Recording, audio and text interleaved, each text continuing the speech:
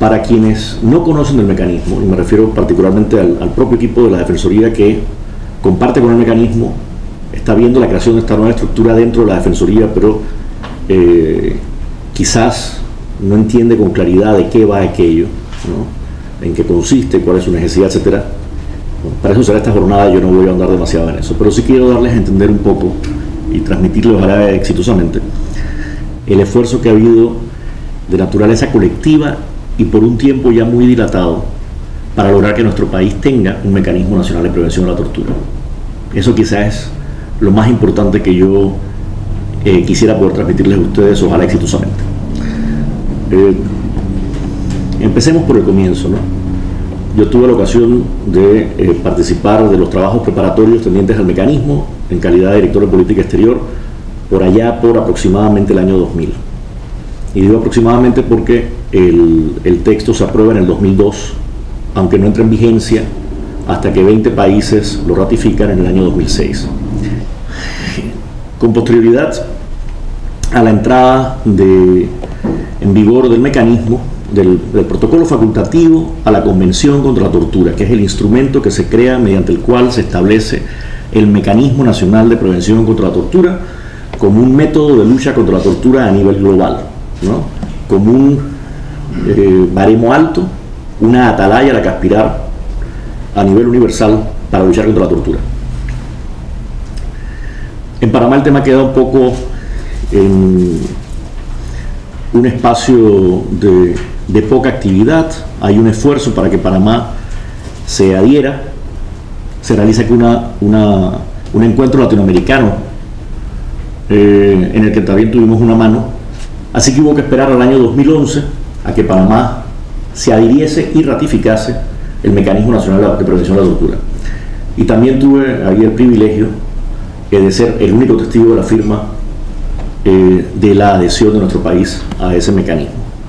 Posteriormente se crea en esta nueva institucionalidad en materia de derechos humanos que se está creando en nuestro país y sobre la cual hay quizás muy poca conciencia, y los primeros que deberíamos tenerlo somos precisamente aquellos que luchamos por los derechos humanos. En esa nueva institucionalidad de derechos humanos, no me refiero solamente al mecanismo, el mecanismo es un engranaje importante dentro de esa institucionalidad, se crea desde Cancillería la Comisión Nacional de Derechos Humanos. Y en esa Comisión Nacional de Derechos Humanos, que es interestatal, se le da un espacio porque fue así concebida por quienes trabajamos en ello, a la sociedad civil. Y entonces ya nuevamente de la sociedad civil podemos participar con personas que se encuentran aquí, haciendo un aporte a lo que debería ser el Mecanismo Nacional de Prevención de la Tortura de Panamá.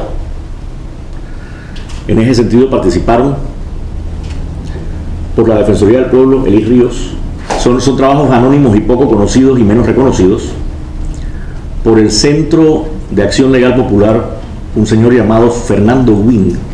Por Justicia y Paz, 3 valiosas personas, una de las cuales, Katia Díaz, se encuentra con nosotros acá. Ciertamente tuve el privilegio de coordinar ese grupo de trabajo, ¿no? Un grupo de trabajo que de modo voluntario, sin ningún tipo de retribución o reconocimiento, durante numerosísimas jornadas, fue ideando, conceptualizando, soñando con lo que debería ser el Mecanismo Nacional de Prevención de la Tortura, ateniéndonos unos estándares internacionales un poco abstractos que nos permitían, ¿qué cosa? Eso mismo, soñar. Pensar en un mecanismo con unos grandes poderes, una gran independencia, sobre todo una gran capacidad de incidencia y capacidad transformadora de la realidad. Se inserta el mecanismo dentro de la Defensoría. Me toca entonces darle la acogida, el recibo al mecanismo en nuestra institución, la Defensoría del Pueblo. Y este mecanismo, y voy a ser breve porque van a tener tiempo amplio para conocerlo, no solo mejor sin duda, sino bien y muy bien, gracias a nuestros expositores internacionales. Ese mecanismo tiene un factor especialmente novedoso dentro de la normatividad internacional de derechos humanos, y que en la medida en que ya empieza a replicarse en otras instancias empieza a ser difícil de comprender su novedad, pero aquí lo va a hacer, y es el elemento preventivo. El elemento preventivo, ese elemento fundamental, es un elemento que antes la institucionalidad de derechos humanos no contemplaba. ciertamente no a nivel normativo internacional, ciertamente no formalmente, ¿no?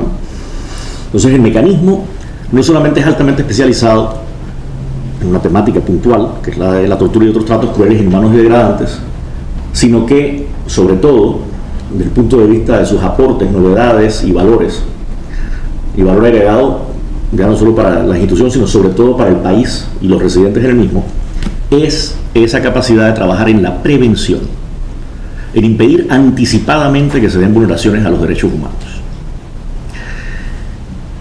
Así fuera solamente por eso, que muchas otras virtudes tiene, y seguramente sobre eso les hablarán ampliamente, así fuera, digo, solamente por eso, vale la pena tener, y mucho vale la pena, tener un mecanismo en un país, cualquiera que este sea.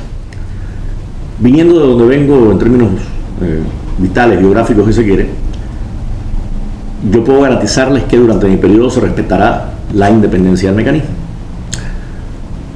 También puedo garantizarles, y esto me parece más importante, que haré lo que esté a mi haber para blindar mediante las resoluciones correspondientes los procedimientos del mecanismo para que quien me suceda respete esa independencia y esa autonomía.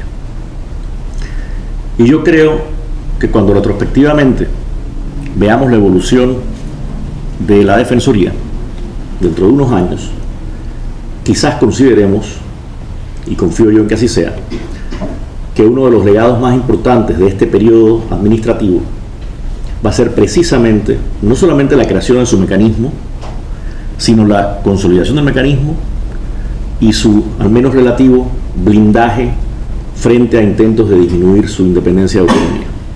Esa es mi promesa y mi compromiso para con ustedes. Sin más, muchas gracias.